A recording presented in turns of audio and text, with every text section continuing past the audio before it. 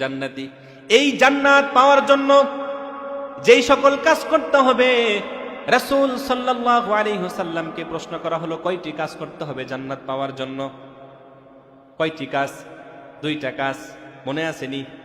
আল্লাহ রাসূল কি জবাব দিয়েছেন? ওয়াবাশশিরিল্লাযীনা আমানু, যারা ঈমান আনবে, ওয়া আমিলুস সলিহাত, এবং নেক কাজ করবে, লাহুম জান্নাত, তাদের জন্য এই জান্নাত।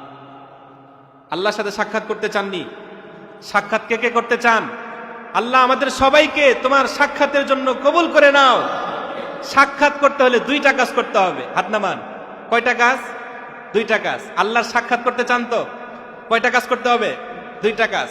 আল্লাহ পাক রব্বুল আলামিন বলেন, বান্দা তুমি আমার সাথে সাক্ষাৎ করতে চাও, 2টা কাজ করো।